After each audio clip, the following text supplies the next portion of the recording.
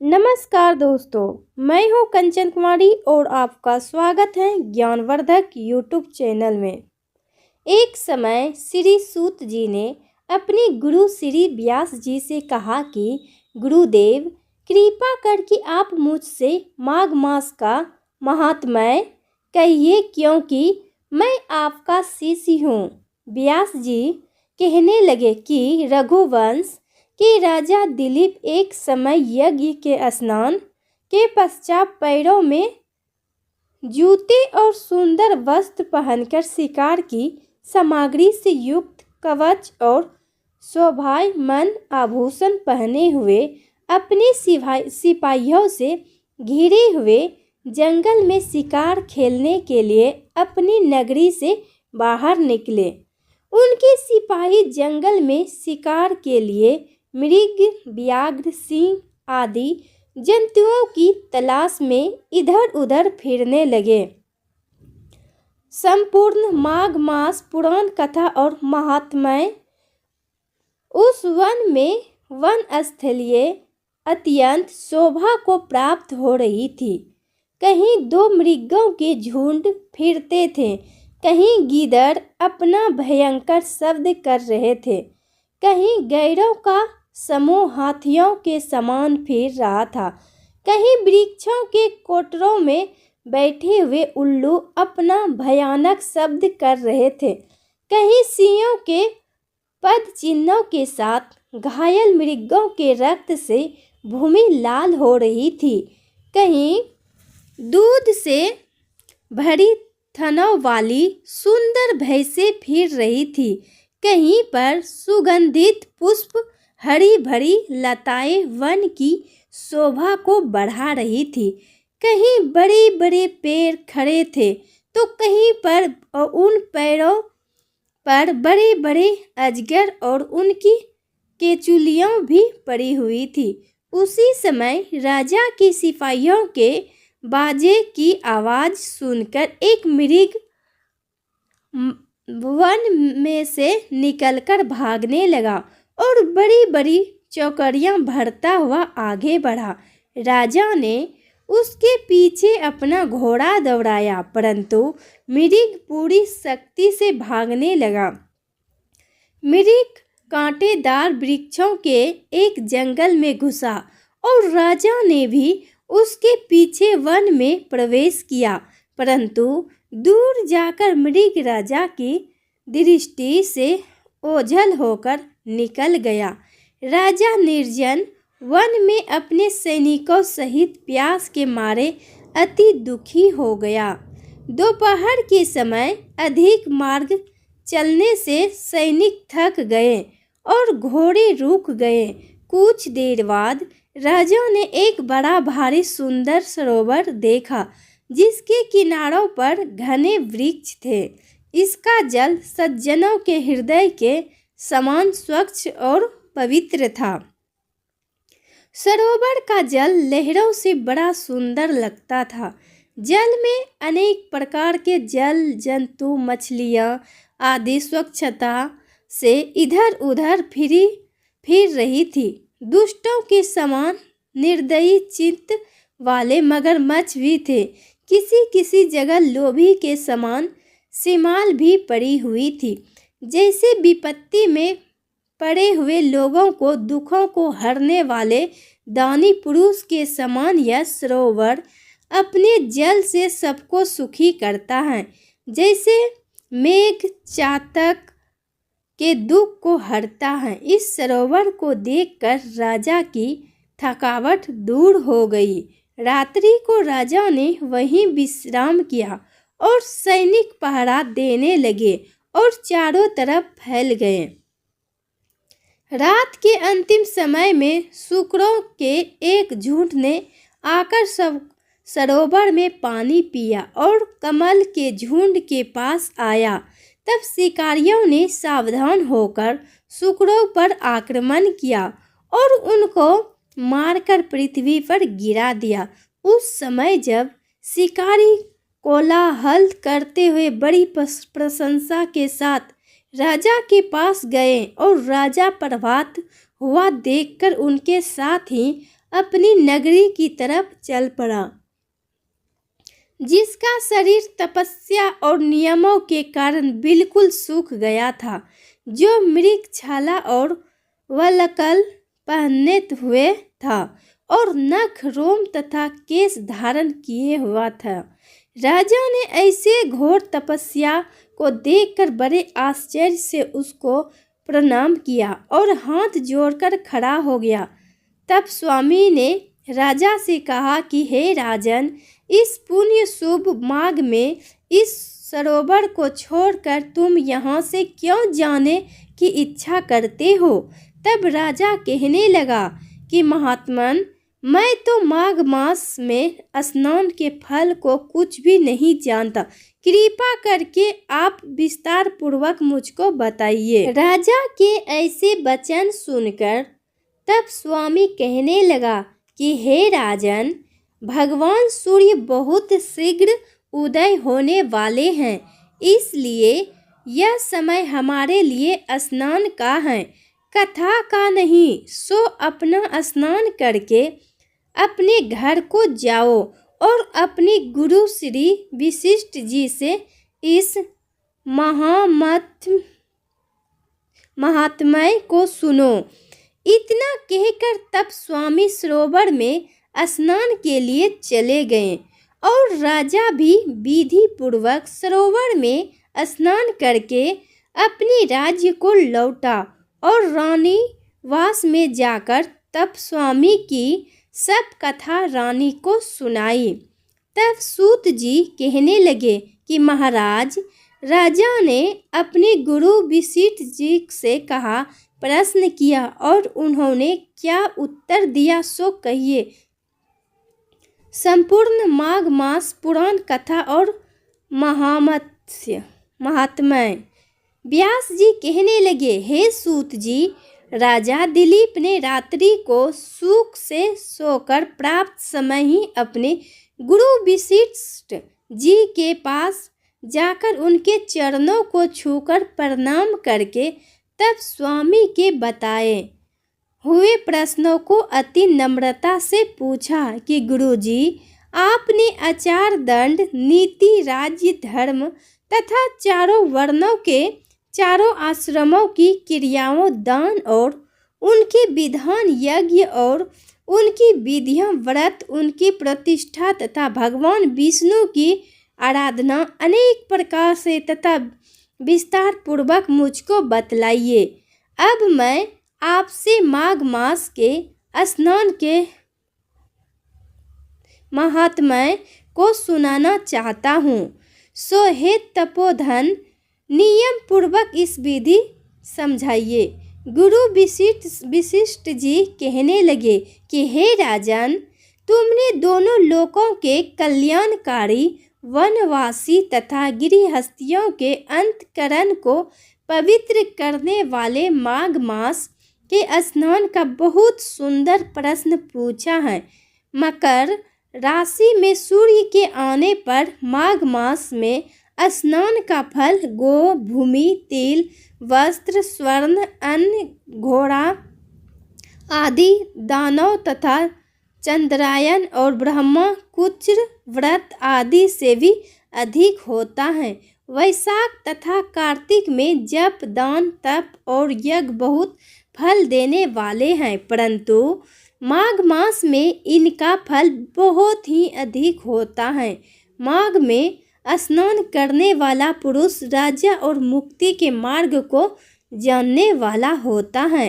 दिव्य दृष्टि वाले महात्माओं ने कहा है कि जो मनुष्य माघ मास में सकाम या भगवान के निमित्त नियम पूर्वक मास माह में स्नान करता है, वह अनंत फल वाला होता है। उसको शरीर की शुद्धि, प्रति ऐश्वर्य तथा चारों प्रकार के फलों की प्राप्ति होती है। अदिति ने 12 वर्ष तक मकर संक्रांति में अन्न त्याग कर स्नान किया। इससे तीनों लोक को उज्जवल करने वाले 12 पुत्र उत्पन्न हुए। माघ में स्नान करने से ही रोहिणी, सुभगा, अरुधंती, दानशीलता हुई और इंद्रदानी के समान रूपवती होकर प्रसिद्ध हुई, जो माघ मास में स्नान करते हैं तथा देवताओं के पूजन में तत्पर रहते हैं। उनको सुंदर स्थान, हाथी और घोड़ों की सवारी तथा दान को द्रव्य प्राप्त होता है। अतिथियों से उनका घर भरा रहता है और उनके घर में सदा वेद ध्वनि होती रहती है। वह मनुष्य धन्य हैं जो माघ मास में स्नान करते हैं, दान देते हैं तथा व्रत और नियमों का पालन करते हैं और दूसरों के पुण्यों को छीन होने से मनुष्य स्वर्ग से वापिस आ जाता है। परंतु जो मनुष्य माघ मास में स्नान करता है वह कभी स्वर्ग से वापिस नहीं आता। इससे बढ़कर कोई नियम, तप, दान, पवित्र और पाप नाशक नहीं है। भृगुजी ने मणि पर्वत पर विद्याधरों को यह सुनाया था। तब राजा ने कहा कि ब्राह्मण वृक ऋषि ने कब मणि पर्वत पर विद्याधरों को उपदेश दिया था, सो बताइए। तब ऋषि जी कहने लगे कि हे राजन, एक समय 12 वर्ष तक वर्ष न होने के कारण, सब प्रजा छीन होने के कारण संसार में बड़ी उद्विग्नता फैल गई। हिमाचल और विंध्याचल पर्वत के मध्य का देश निर्जन होने के कारण श्रद्धा, तप तथा स्वाध्याय सब कुछ छूट गए। सारा लोक विपत्तियों में फंसकर प्रजाहीन हो गया। सारा भूमंडल फल और अन्न से रहित हो गया। तब विंध्याचल से नीचे बहती हुई नदी के सुंदर वृक्षों से आच्छादित अपने आश्रम से निकलकर भी भृगु ऋषि अपने ऋषियों सहित हिमालय पर्वत पर गए। इस पर्वत की चोटी नीली और नीचे का हिस्सा सुनहरी होने से सारा पर्वत पीतांबर धारी श्री भगवान के सदृश लगता है। पर्वत के बीच का भाग नीला और बीच बीच में कहीं कहीं सफेद स्फटिक होने से तारों से युक्त आकाश जैसी शोभा को प्राप्त होता है। रात्रि के समय वह पर्वत दीपकों की तरह चमकती हुई दिव्य औषधियों से पूरित किसी महल की शोभा को प्राप्त होता था। वह पर्वत शिखाओं पर बांसुरी बजाती और सुंदर गीत गाती हुई किन्नरियों तथा केले के पत्तों की पताकाओं से अत्यंत शोभा को प्राप्त हो रहा था।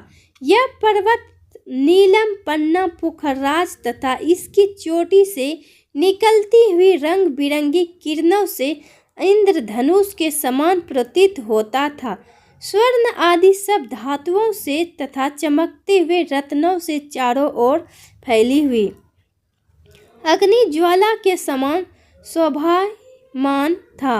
इसकी कंदराओं में काम पीड़ित विद्याधारी अपने पतियों के साथ आकर रमन करती हैं और गुफाओं में ऐसे ऋषि मुनि जिन्होंने संसार के सब कलेशों को जीत लिया है, रात दिन ब्रह्मा का ध्यान करते हैं और कई एक हाथ में रुद्राक्ष की माला लिए हुए शिव की आराधना में लगे हुए हैं।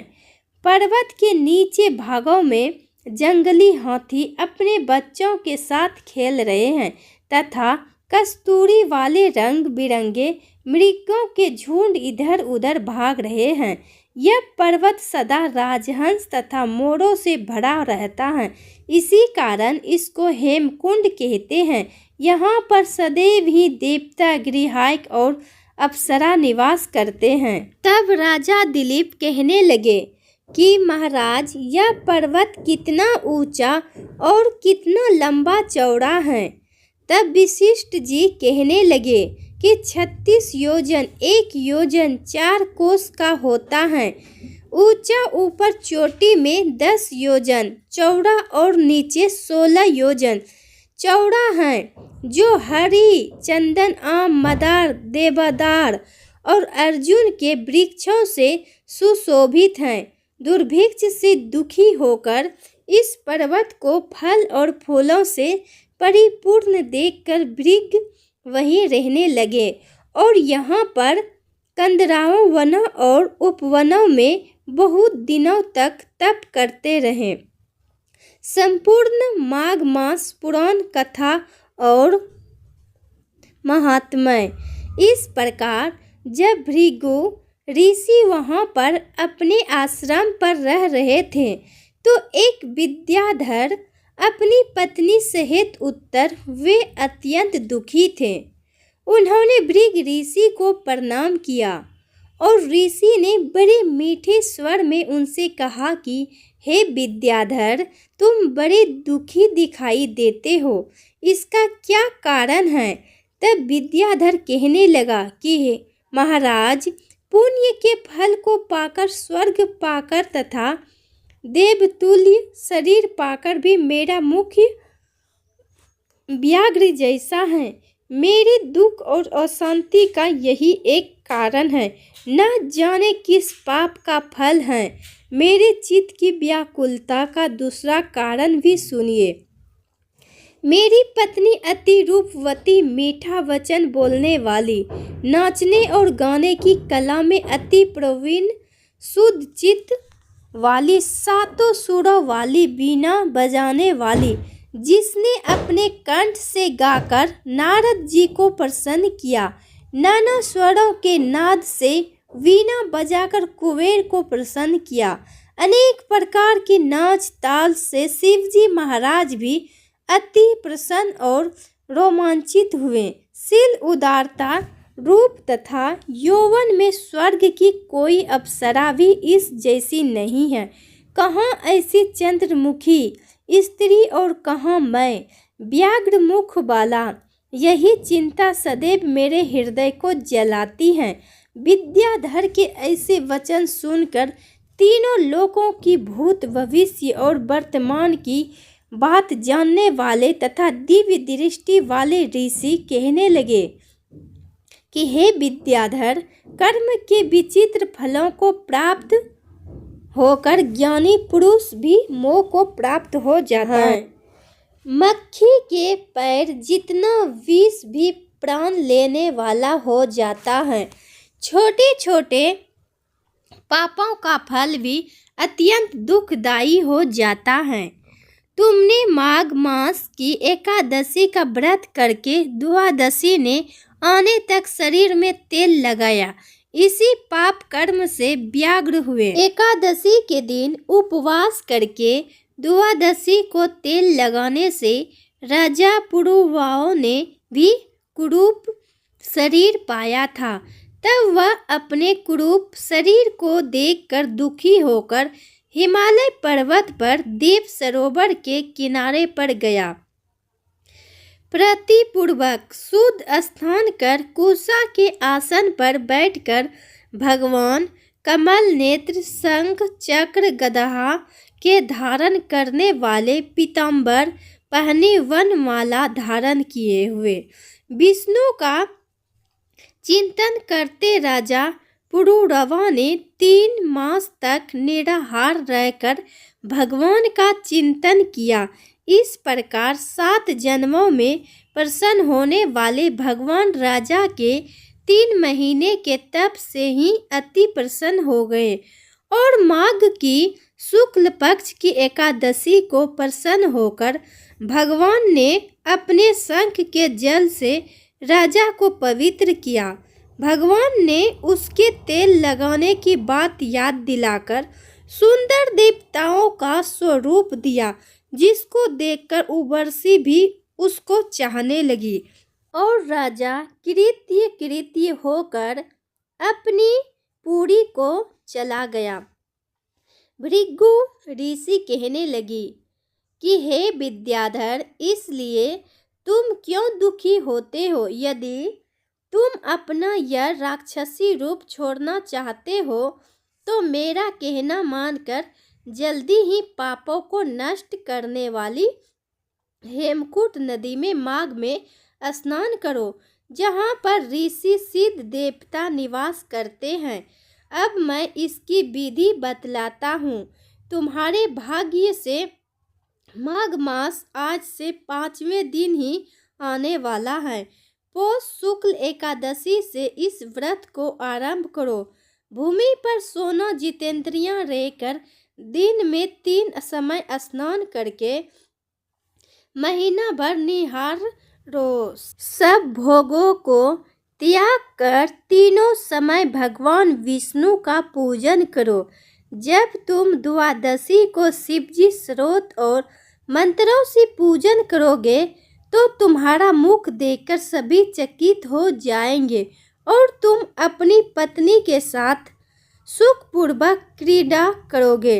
माघ मास के प्रभाव को जानकर सदा माघ में स्नान करो। पाप दरिद्र से बचने के लिए मनुष्य को सदा यत्न से माघ मास का स्नान करना चाहिए।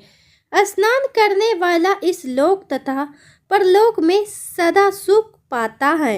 वशिष्ठ जी कहते हैं कि हे दिलीप भृगु जी के यह वचन सुनकर वह विद्याधर अपनी स्त्री सहित उसी स्थान पर पर्वत के झरने में माघ का स्नान करता रहा और उसके प्रभाव से उसका मुख देव सदृश हो गया और वह मणिगिरी पर्वत पर आनंद से रहने लगे।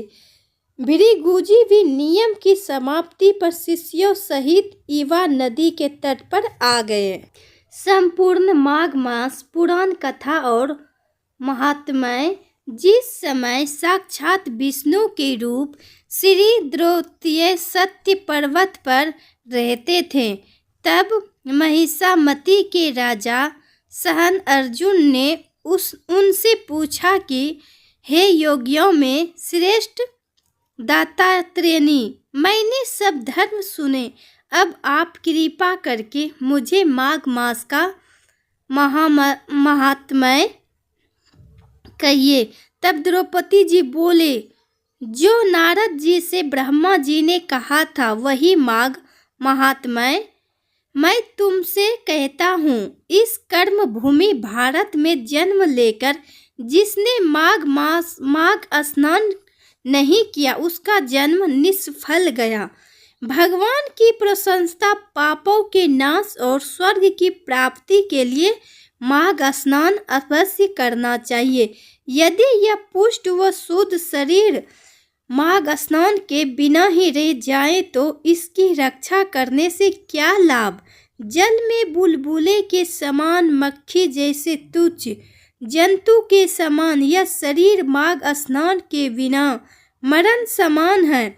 विष्णु भगवान की पूजा न करने वाला ब्राह्मण, बिना दक्षिणा के श्राद्ध, ब्राह्मण रहित क्षेत्र, आचार रहित कुल, ये सब नाश के बराबर है। गर्व से धर्म का, क्रोध से तप का, गुरुजनों की सेवा न करने से स्त्री तथा ब्रह्मचारी, बिना जली अग्नि से हवन और बिना साक्षी के मुक्ति का नाश हो जाता है। जीविका के लिए कहने वाली कथा।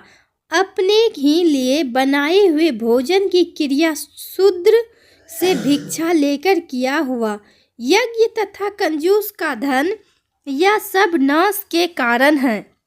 बिना अभ्यास और आलस्य वाली विद्या, असत्य वाणी, विरोध करने वाला राजा, जीविका के लिए तीर्थ यात्रा, जीविका के लिए व्रत, संदेह युक्त मंत्र का जप, व्याचित होकर जब करना, वेद न जानने वाले को दान देना, संसार में नास्तिक मत ग्रहण करना, श्रद्धा बिना धार्मिक क्रिया, यह सब व्यर्थ है। और जिस तरह दरिद्र का जीना व्यर्थ है, उसी तरह माघ स्नान के बिना मनुष्य का जीना व्यर्थ है।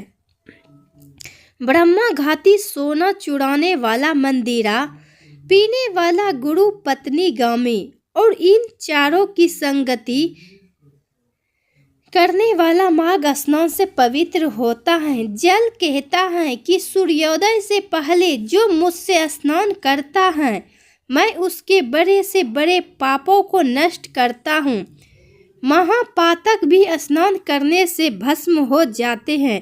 माघ मास के स्नान का जब समय आ जाता है तो सब पाप अपने नाश के भय से कांप जाते हैं। जैसे मेघों से मुक्त होकर चंद्रमा प्रकाश करता है, वैसे ही श्रेष्ठ मनुष्य माघ मास में स्नान करके प्रकाशमान होते हैं। काया वाचा मनसा से किए हुए छोटे या बड़े, नए या पुराने सभी पाप स्नान से नष्ट हो जाते हैं। आलस्य में बिना जाने जो पाप किए हो वह भी नाश को प्राप्त होते हैं। जिस तरह जन्म जन्मांतर के अभ्यास से आध्यात्मिक ज्ञान की प्राप्ति होती है, उसी तरह जन्मांतर अभ्यास से ही माघ स्नान में मनुष्य की रुचि होती है। यह अपवित्रताओं को पवित्र करने वाला बड़ा तप और संसार रूपी कीचड़ को धोने की पवित्र वस्तु है। हे राजन, जो मन वांछित फल देने वाला माघ स्नान नहीं करते वह सूर्य चंद्र के समान भोगों को कैसे भोग सकते हैं। दत्त्रेय जी कहते हैं कि हे राजन, एक प्राचीन इतिहास कहता हूँ। भृगु वंश में ऋषिका नाम की एक ब्राह्मणी थी जो बाल्य काल में ही विधवा हो गई थी। वह रेवा नदी के किनारे विंध्याचल पर्वत के नीचे तपस्या करने लगी। वह जितेंद्रियों, सत्यवक्ता, सुशील, दानशीलता तथा तप करके देह को सुखाने वाली थी। वह अग्नि में आहुति देकर उच्च वृत्ति द्वारा छठे काल में भोजन करती थी। वह वल्कल धारण करती थी और संतोष से अपना जीवन व्यतीत करती थी। उसने रेवा और कपिल नदी के संगम में 60 वर्ष तक माघ स्नान किया और फिर वहीं पर ही मृत्यु को प्राप्त हो गई। माघ स्नान के फल से वह दिव्य 4000 वर्ष तक विष्णु लोक में वास करके सुंद और उपसुंद दैत्यों का नाश करने के लिए ब्रह्मा द्वारा तिलोत्तमा नाम की अप्सरा के रूप में ब्रह्मा लोक में उत्पन्न हुई। वह अत्यंत रूपवती, गान विद्या में अति प्रवीण तथा मुकुट कुंडल से शोभायमान थी। उसका रूप, यौवन और सौंदर्य देखकर ब्रह्मा भी चकित हो गए। वह तिलोत्तमा रेवा नदी के पवित्र जल में स्नान करके वन में बैठी थी। तब सुंद व उपसुंद के सैनिकों ने चंद्रमा के समान उस रूपवती को देखकर अपने राजा सुंद और उपसुंद से उसके रूप की शोभा का वर्णन किया और कहने लगे कि कामदेव को लज्जित करने वाली ऐसी परम सुंदरी स्त्री हमने कभी नहीं देखी, आप भी चलकर देखें।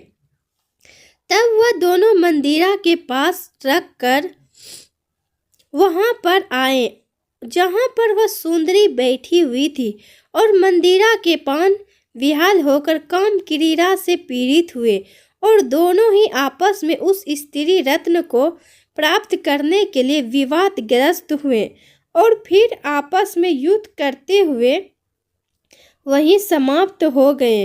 उन दोनों का मरा हुआ देखकर उनके सैनिकों ने बड़ा कोलाहल मचाया और तब तिलोत्तमा कालरात्रि के समान उनको पर्वत से गिरती हुई 10 दिशाओं को प्रकाशमान करती हुई आकाश में चली गई और देव कार्य सिद्ध करके ब्रह्मा के सामने आई। तो ब्रह्मा जी ने प्रसन्नता से कहा कि हे चंद्रवती, मैंने तुमको सूर्य के रथ पर स्थान दिया। जब तक आकाश में सूर्य स्थित है, नाना प्रकार की भोगों को भोगो। सो हे राजन, वह ब्राह्मणी अब भी सूर्य के रथ पर माघ मास स्नान के उत्तम भोगों को भोग रही है। इसलिए श्रद्धावान पुरुषों को उत्तम गति पाने के लिए यत्न के समान माघ मास में विधि पूर्वक स्नान करना चाहिए।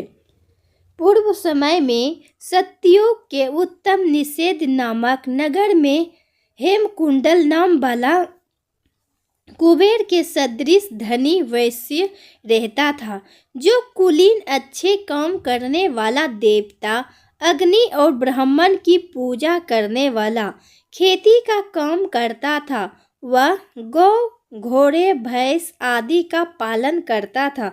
दूध, दही, छाछ, गोबर, घास, गुड़, चीनी आदि अनेक वस्तु बेचा करता था, जिससे उसने बहुत सा धन इकट्ठा कर लिया था।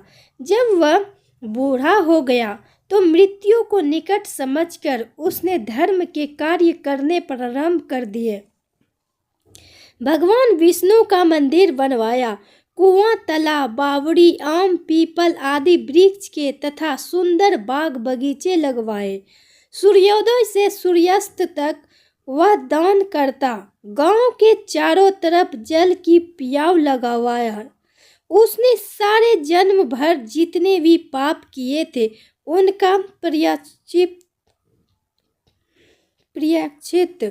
करता था। इस प्रकार उसके 2 पुत्र उत्पन्न हुए, जिनका नाम उसने कुंडल और विकुंडल रखा। जब दोनों लड़के युवा अवस्था के हुए तो हेमकुंडल वैश्य गृहस्थी का सब कार्य सौंपकर तपस्या के नियमित वन में चला गया और विष्णु की आराधना में शरीर को सुखाकर अंत में विष्णु लोक को प्राप्त हुआ। उसने दोनों पुत्र लक्ष्मी के मदद को प्राप्त होकर बुरे कर्मों में लग गए। वैश्यागामी वीणा और बाजे लेकर वैश्याओं के साथ गाते फिरते थे। अच्छे सुंदर वस्त्र पहनकर, सुगंधित तेल आदि लगाकर भांड में और खुशामदियों से घिरे हुए हाथी की सवारी और सुंदर घरों में रहते थे। इस प्रकार ऊपर बोए बीज के सदृश वह अपने धन को बुरे कामों में नष्ट करते थे। कभी किसी सत्पात्र को दान आदि नहीं करते थे, न ही कभी हवन देवता या ब्रह्मा जी की सेवा तथा विष्णु का पूजन ही करते थे। थोड़े दिनों में उनका सब धन नष्ट हो गया और वह दरिद्रता को प्राप्त होकर अत्यंत दुखी हो गए। भाई, जन, सेवक, उपजीव सब इनको छोड़कर चले गए। तब इन्होंने चोरी आदि करना आरंभ कर दिया और राजा के भय से नगर को छोड़कर डाकुओं के साथ वन में रहने लगे और वहां अपने तीक्ष्ण बाणों से वन के पक्षी, हिरण आदि तथा पशु तथा हिंसक जीवों को मारकर खाने लगे। एक समय इनमें से एक पर्वत पर गाय जिसको सिंह मारकर खा गया और दूसरा वन को गया जो काले सर्प के डसने से मर गया। तब यमराज के दूत उन दोनों को बांधकर यम के पास लाए और कहने लगे कि महाराज, इन दोनों पापियों के लिए क्या आज्ञा है। चित्रगुप्त ने उन दोनों के कर्मों की आलोचना करके दूतों से कहा कि बड़े भाई कुंडल को घोर नरक में डालो और दूसरे भाई भी कुंडल को स्वर्ग में ले जाओ, जहां उत्तम भोग हैं। तब एक दूत को तो कुंडल को नरक में फेंकने के लिए ले गया और दूसरा दूत बड़ी नम्रता से कहने लगा कि हे विकुंडल, चलो, तुम अच्छे कर्मों से स्वर्ग को प्राप्त होकर अनेक प्रकार के भोगो तो भोगो। तब विकुंडल बड़े विस्मय के साथ मन में संशय धारक करके दूत से कहने लगा कि हे यमदूत, मेरे मन में बड़ी भारी शंका उत्पन्न हो गई है, अतएव मैं तुमसे कुछ पूछता हूँ। कृपा करके मेरे प्रश्नों का उत्तर दो। हम दोनों भाई एक ही कुल में उत्पन्न हुए, एक जैसे ही कर्म करते रहे। दोनों भाइयों ने कभी कोई शुभ कार्य नहीं किया और फिर एक को नरक क्यों और दूसरे को स्वर्ग किस कारण प्राप्त हुआ। मैं अपने स्वर्ग में आने का कोई कारण नहीं देखता। तब यमदूत कहने लगा कि हे विकुंडल, माता पिता पुत्र पत्नी भाई बहन से सब संबंध जन्म के कारण होते हैं और जन्म कर्म को भोगने के लिए ही प्राप्त होता है। जिस प्रकार एक वृक्ष पर अनेक पक्षियों का आगमन होता है, उसी तरह इस संसार में पुत्र भाई माता पिता का भी संगम होता है। इनमें से जो जैसे जैसे कर्म करता है वैसे ही फल भोगता है। तुम्हारा भाई अपने पाप कर्मों से नरक में गया, तुम अपने पुण्य कर्म के कारण स्वर्ग में जा रहे हो। तब विकुंडल ने आश्चर्य से पूछा कि मैंने तो आजन्म कोई धर्म का कार्य नहीं किया, सदैव पापों में ही लगा रहा। मैं अपने पुण्य के कर्म को नहीं जानता। यदि तुम मेरे पुण्य के कर्म को जानते हो तो कृपा करके बताइए। तब देवदूत कहने लगा कि मैं सब प्राणियों को भली भांति जानता हूँ, तुम नहीं जानते। सुनो, हरिमित्र का पुत्र सुमित्र नाम का ब्राह्मण था, जिसका आश्रम यमुना नदी के दक्षिणोत्तर दिशा में था। उसके साथ जंगल में ही तुम्हारी मित्रता हो गई और उसके साथ तुमने 2 बार माघ मास में श्री यमुना जी में स्नान किया था। पहली बार स्नान करने से तुम्हारे सब पाप नष्ट हो गए और दूसरी बार स्नान करने से तुमको स्वर्ग प्राप्त हुआ है। सो हे वैश्यवर, तुमने 2 बार माघ मास में स्नान किया, इसी के पुण्य के फल से तुमको स्वर्ग प्राप्त हुआ और तुम्हारा भाई नरक को प्राप्त हुआ। दत्तात्रेय की जी कहने लगे कि इस प्रकार वह भाई के दुखों से अति दुखित होकर नम्रता पूर्वक मीठे वचनों से दूतों से कहने लगा कि हे दूतों, सज्जन पुरुषों के साथ साथ पग चलने से मित्रता हो जाती है और यह कल्याणकारी होती है। मित्र प्रेम की चिंता न करते हुए तुम मुझको इतना बताने की कृपा करो कि कौन से कर्म से मनुष्य यमलोक को प्राप्त नहीं होते, क्योंकि तुम स्वर्गीय हो। यमदूत कहने लगा कि तुमने बड़ी सुंदर वार्ता पूछी है, यद्यपि मैं पराधीन हूँ, फिर भी तुम्हारे सने हवस अपनी बुद्धि के अनुसार बतलाता हूँ। जो प्राणी काया वाचा और मनसा से कभी दूसरों को दुख नहीं देते, वे यमलोक में नहीं जाते। हिंसा करने वाले वेद यज्ञ तप और दान से भी उत्तम गति को नहीं पाते। अहिंसा सबसे बड़ा धर्म तप और दान ऋषियों ने बताया है। जो मनुष्य जल या पृथ्वी पर रहने वाले जीवों को अपने भोजन के लिए मारते हैं, वे कालसूत्र नामक नरक में पड़ते हैं और वहां पर अपना मांस खाते हैं और रक्त पीप पान करते हैं तथा पीप की कीच में उनको कीड़े काटते हैं। हिंसक जन्मांध काने कुबड़े लूड़ले रंगड़े दरिद्र और अंगहीन होते हैं। इस कारण इस लोक तथा परलोक में सुख की इच्छा करने वाले को काया वाचा तथा मन में दूसरों का द्रोह नहीं करना चाहिए। जो हिंसा नहीं करते उनको किसी प्रकार का भय नहीं होता। जिस तरह सीधी और टेढ़ी दोनों प्रकार की बहने वाली नदियां समुद्र में मिल जाती हैं, वैसे ही सब धर्म अहिंसा में प्रवेश कर जाते हैं। ब्रह्मचारी गृहस्थ वानप्रस्थी तथा यति सभी अपने अपने धर्म का पालन करने और जितेंद्रियों रहने से ब्रह्मलोक को प्राप्त करते हैं। जो जलाशय आदि बनाते हैं और सदैव 5 यज्ञ करते हैं, वे यमपुरी में नहीं आ जाते। जो इंद्रियों के वशीभूत नहीं है, वेदवादी और नित्य ही अग्नि अर्थात हवन आदि का पूजन करते हैं, वे स्वर्ग को जाते हैं। युद्ध भूमि में जो शूरवीर मर जाते हैं, वे सूर्य लोक को प्राप्त होते हैं।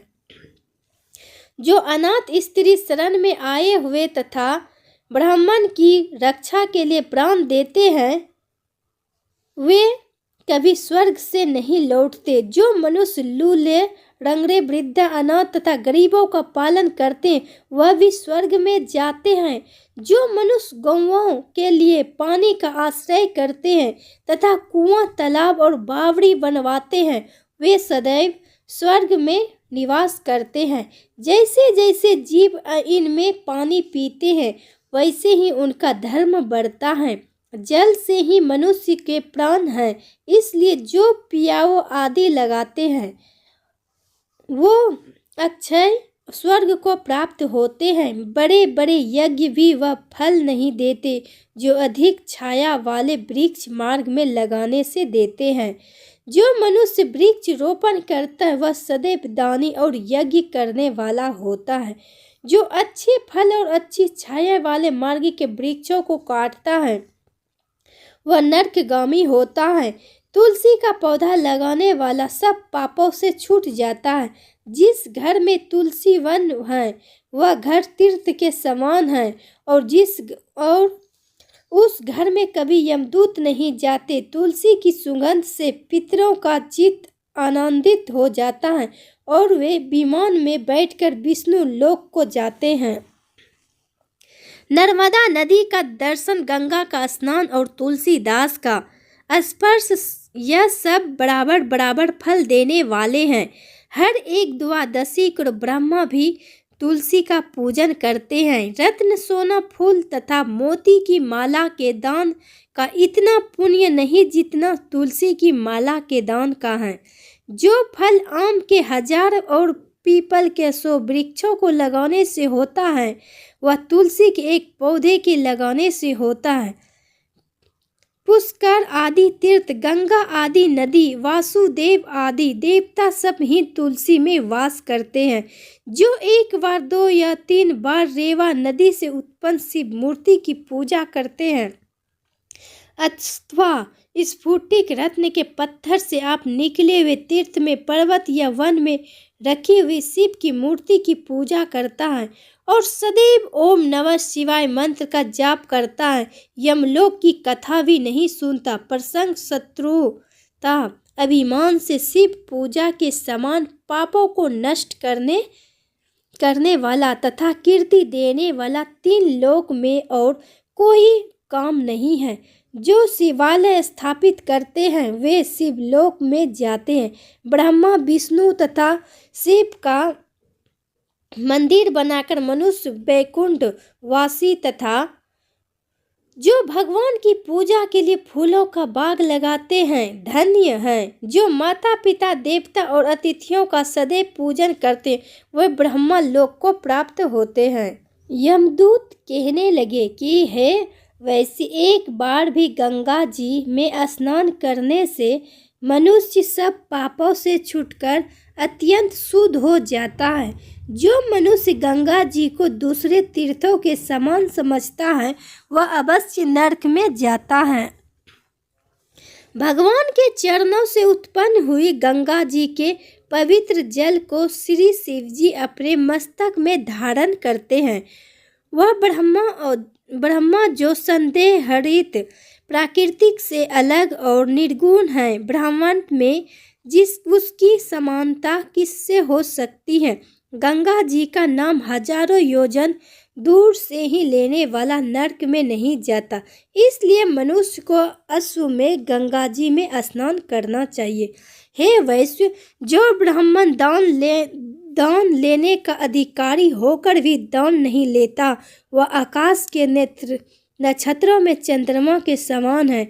जो कीचड़ से गौ को निकालता है, जो रोगी की रक्षा करता है, यह जो गौशाला में मरता है वह आकाश में तारा होता है। प्राणायाम करने वाले मनुष्य सदैव उत्तम गति को प्राप्त होते हैं। प्रातः के समय स्नान के पश्चात आप जो 16 प्राणायाम करते हैं वह घोर पापों से बच जाते हैं।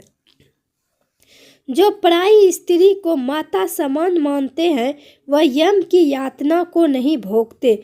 जो मन से भी कभी पर कभी पर स्त्री चिंतन नहीं करता, वह दोनों लोकों को अपने अधीन करता है। जो पराये धन को मिट्टी के समान समझता है वह स्वर्ग में जाता है। जिसने क्रोध को जीत लिया मानो उसने स्वर्ग को ही जीत लिया।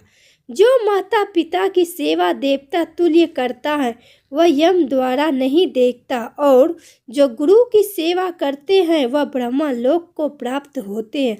शील की रक्षा करने वाली स्त्री धन्य है। शील भंग करने वाली स्त्री यमलोक जाती है। जो वेदों और इस शास्त्रों को पढ़ते हैं या पुराण और संहिता पढ़ते हैं और सुनते हैं तथा जो स्मृति का व्याख्यान और धर्मशास्त्र समझते हैं या जो वेदांत में लीन रहते हैं वह पाप रहित होकर ब्रह्मा लोक को प्राप्त होते हैं। जो अज्ञानियों को वेद शास्त्र का ज्ञान देते हैं वे देवताओं से भी पूजित होते हैं। यमदूत ने कहा कि वैश्य श्रेष्ठ यमराज ने हमको वही आज्ञा दे रखी है कि तुम किसी वैष्णव को मेरे पास मत लाओ।